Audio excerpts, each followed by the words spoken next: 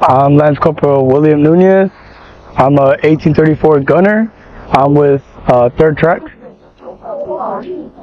It's not one of the most important parts of the job, but you know, it's a very big support element, especially for the ground combat element, because we're constantly suppressing the enemy for the ground combat element, whether enemies in a building or on the ground, even in the air. We're still able to suppress the enemy, so our guys can bound up to the objective and, you know, complete the mission.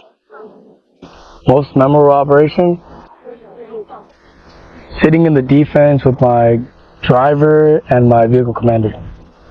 That was Amphib 3. We notionally splashed off the ship, and you know, we were coming onto the shore, and then from there we made movement over to the objective area. You know, we raided the town, completed the mission, and after mission accomplished, we went into the defense for about 8 to 12 hours. 8 to 12 hours.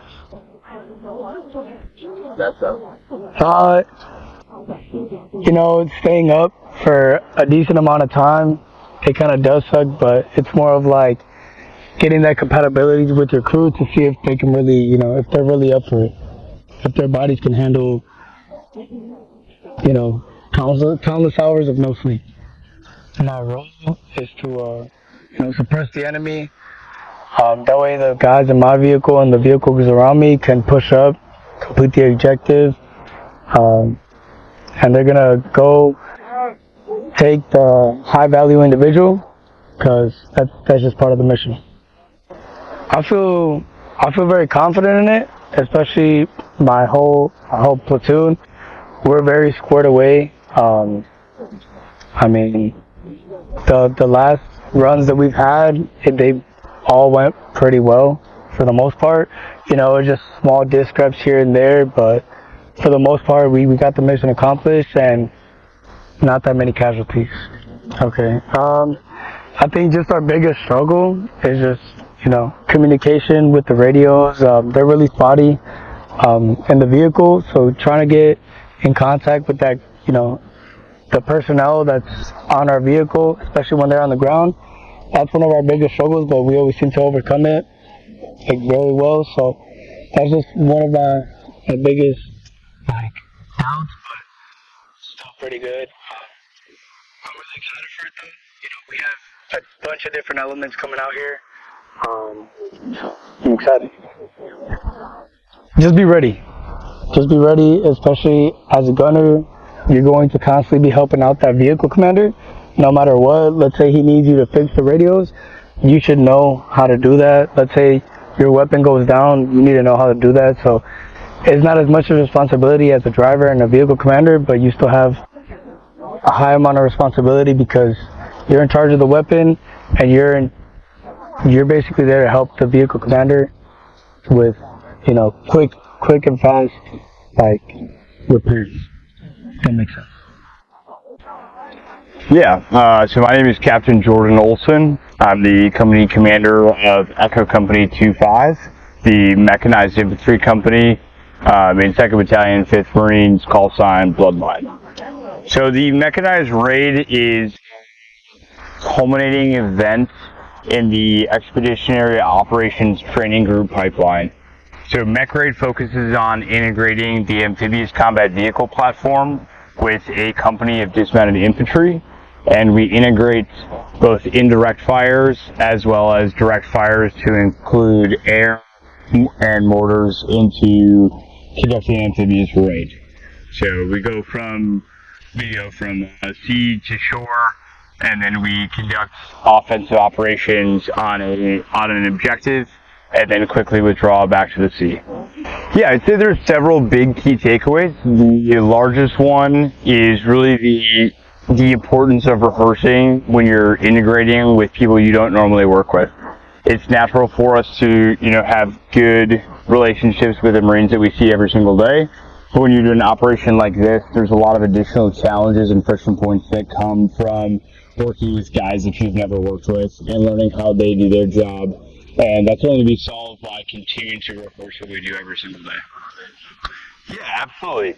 So the mechanized raid looks like we depart from a ship and then within 6 nautical miles of the shore and a wave of amphibious combat vehicles, and then we land on the shore, we secure the beachhead. Once the beachhead is secured, then we transition from the defensive posture to moving towards a limited objective. Once we get towards that objective, we are shaping the battle space with indirect fires as well as support from aircraft in order to reduce the noticeable enemy presence in that area. After we've shaped the battle space, then we are conducting offensive operations to either destroy or capture a simulated high-value target. Once we've accomplished the destruction of the either noticeable enemy or capturing a simulated high-value target, then we withdraw back to the sea. Yeah, absolutely. When we look at the force design concept and the way that the Marine Corps has kind of gone back to its amphibious roots, this is something that we, as a Marine Corps, need to prepare to do no matter what the operating environment is. It's been a long time since we've done a sustained amphibious operation, and so this is just really returning to the roots of what the Marine Corps does so we can maintain our identity as the naval infantry for the United States. I would say your biggest bid to success is being humble, and by being humble, I mean you need to be a master of your craft, but understanding there's a lot of people around you who have different skill sets, and you need to learn to listen to what they do and how they can support you in your fight. The infantry in the Marine Corps is really especially the young 0311 riflemen. They are that's the Marine who really accomplishes the mission, but there's a lot of supporting arms that go into it. And as we look at the whole Marine Air Ground Task Force concept, it takes a lot of different moving parts from across a wide breadth of communities in order to get that young Marine to accomplish their mission. So I would say for that young Marine especially, just be humble and learn. And 100% in this environment, like you have to give it your all, and you have to work, well past the sun goes down. We have to practice both day and night. Yeah, this return to our amphibious roots is what the Marine Corps is all about. The identity of the Marine Corps when we went through the global war on terror changed a little bit, and the posture of the Marine Corps to get back to its amphibious roots is really fundamental to who we are as Marines and what the Marine Corps is as a whole concept. And validating our ability to do an amphibious raid and showing that the Marine Expeditionary Unit is really the crown jewel of what the Marine Corps does and what it can provide in terms of combat power as well as support in humanitarian operations just validates what makes the Marine Corps special and really what separates us from the other branches of service.